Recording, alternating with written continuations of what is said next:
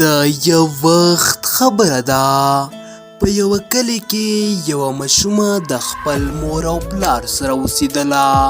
د هغې ماشومې نوم ایشال و. د ایشال مور او پلار ډېر غریبانان وو. ایشال د خپل مور او پلار سره اوسېدله. ایشال د 10 کلو یوه وړه ماشومه وه. د ایشال مور به پردي کورونه صفا کول، جارو به یې وهله په پردیو کورونو کې او هلته به یې پیسې پیدا کولې. هغه خلکو به هغې ته پیسې ورکولې او د دې لارې به دې خپله روټۍ پیدا کوله. ملکین زه به ستا دغه احسان تر عمره هېر نه کړمه، ځکه تا زما ایشال لور په سکول کې داخله کړه. ایشال لور اوس سبق وایي او هغه ډېره زیاته لایقه ده.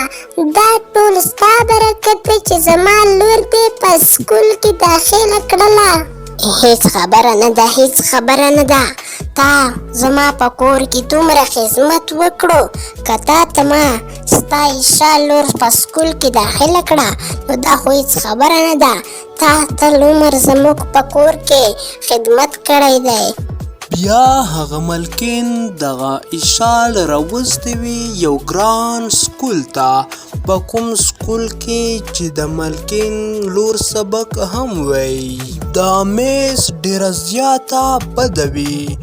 دغه ایشال وړې ماشومې ته لګیا وي او خبرې ورته کوي او ایشال ماشومه همغلته مخامخ ورته ولاړه وي.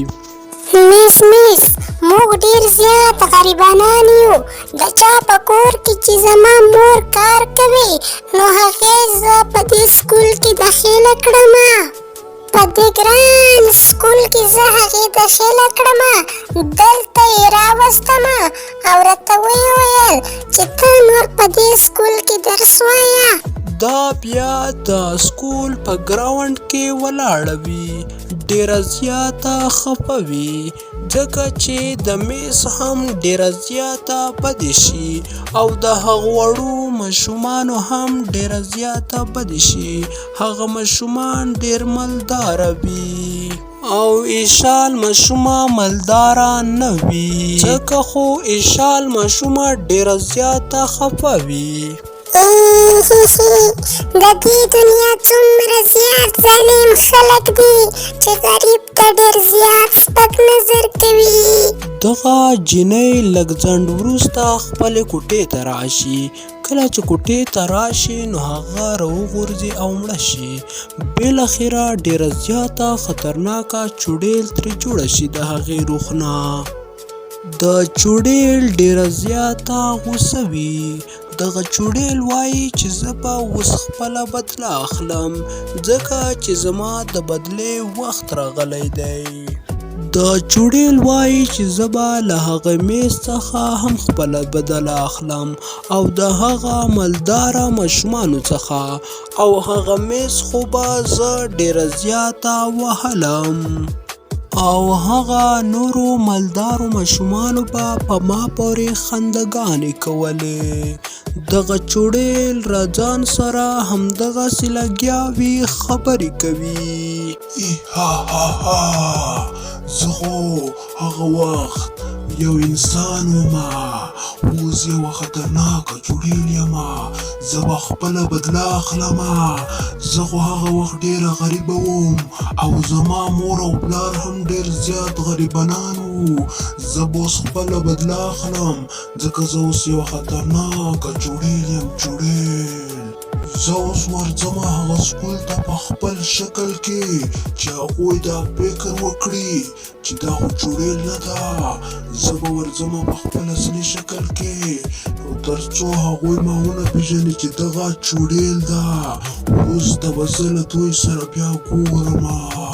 وګوره سلمانه، وګوره هغه د غریب سړي لور خو بیا راغلې ده. هغه خو موږ ډېره زیاته بېعزته کړې وه.